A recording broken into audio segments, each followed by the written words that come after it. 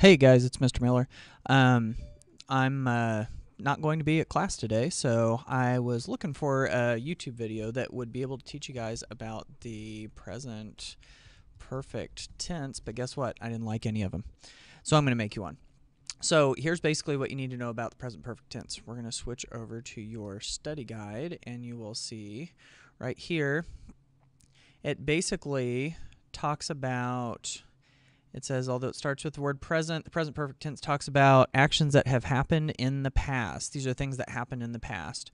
Talk about something that's already happened without talking about when it happened. And we use this all the time in English. Oh, hey, look, it says that. We use this verb all the time in English. It's very common in spoken Spanish. So, examples in English. I have practiced a lot. So it doesn't say specifically when you practiced. It just says that you have done it. So in Spanish, what you want to do for the have word, I know we use the verb tener to say to have, but this is kind of a different one. The have words we want to use are these. A for the yo form, as for the to form, a for the el, ella, usted form, hemos for nosotros, and then an for ellos and ustedes. So that's the first part. That's like the have or has word. So you got to have the have or has word, if that just made any sense. You have to have that first. And then you have the action afterwards. So in English, you have I have practiced.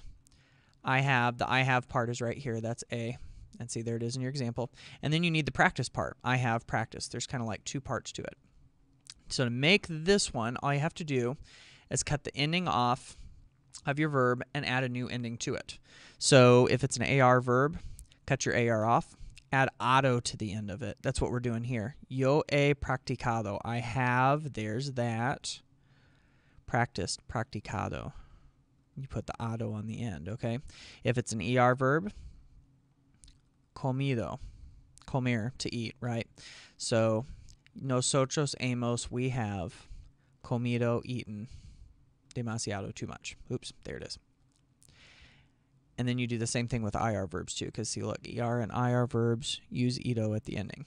Okay, so let's practice. So here's the first one we're going to use. This little guy, I assume, or girl. No, maybe that's a girl. I don't know. I can't tell. Kind of hard to tell from the hair. It is a pink and purple car, though, so yeah, you know. Anyway, so this one is writing texts, or writing text messages as far as I'm concerned. So what we're going to do for, let's say she has written text messages.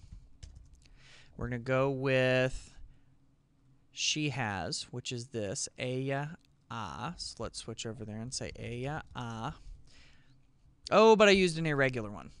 Shame on me for doing that. Okay, let me introduce you to your irregular past participles. These little autos and itos over here are called past participles. Big, fancy grammatical term for the auto and ito thing. Except you can't do the autos and the itos with these because they're irregular. Okay, so usually we would do escribir. We would cut off the IR and we'd add that ito to the end of it. But we can't do that because it's one of the irregular ones. See, this is an irregular one. See, escribir. If you want to say someone has written, instead of saying that, you say escrito. So we're just going to write that in. And then we'll just put los mensajes de texto. She has written text messages in her little car. Don't text and drive, people. It's not safe. Okay, let's go to another one. These guys are playing chess. Okay, so we're going to say they have played chess.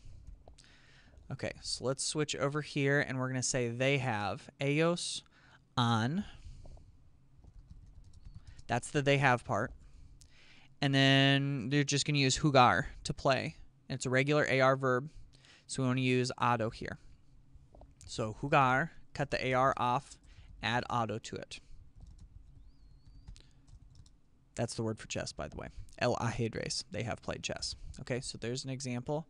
Here's a third example. Eating ice cream. I think we said something about eating on the other one, so we'll do that one anyway. Let's put it in the yo form and say I have eaten. So I have eaten ice cream. Okay. I have yo. Let's switch over here and we'll use the yo a for I have. The verb is comer, right? So what do we want to use? It's an ER, IR verb ending, so we want to put ido at the end of it. It's not one of these irregular ones down here. Comer goes to comido. I have eaten. Yo he comido el helado. I have eaten ice cream. Boom, just like that. Okay, so those are your examples.